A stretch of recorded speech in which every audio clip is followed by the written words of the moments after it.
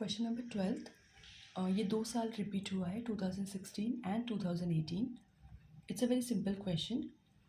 In this question CD, this is a 7 meter high building. It is given this is 7 meter height building.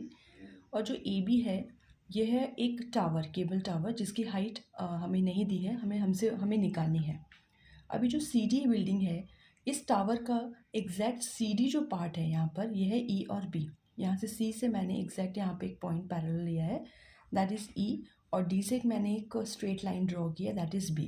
तो जो E और B है ये exactly CD के distance के equal है, इसलिए ये अगर 7 मीटर है तो ये भी है 7 मीटर.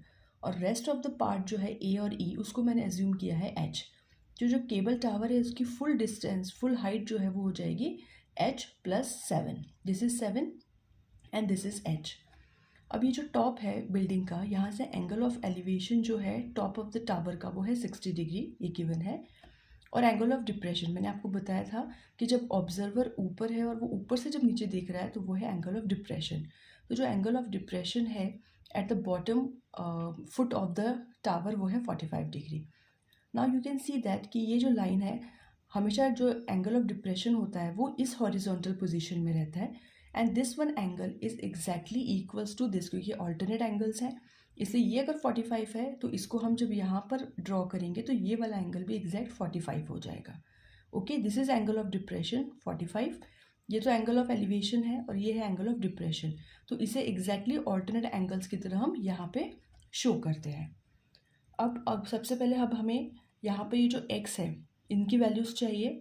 7 तो मैंने इसके इक्वल निकाल लिया है. तो first I will take triangle C D B, this one perpendicular given है और हमें बेस निकालना है BD.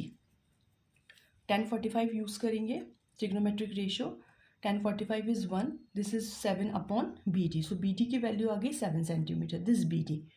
अब ये BD जो है वो एग्जैक्टली C और E के इक्वल है. जैसे ये वाला 7 CD EB के इक्वल था, वैसे ही जो BD है वो एग्जैक्टली C और E के इक्वल है.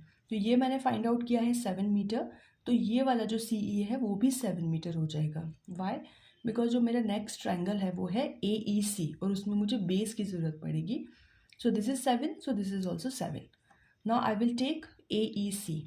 अगेन परपेंडिकुलर और बेस का रेशियो है तो 10/60 यूज़ करेंगे.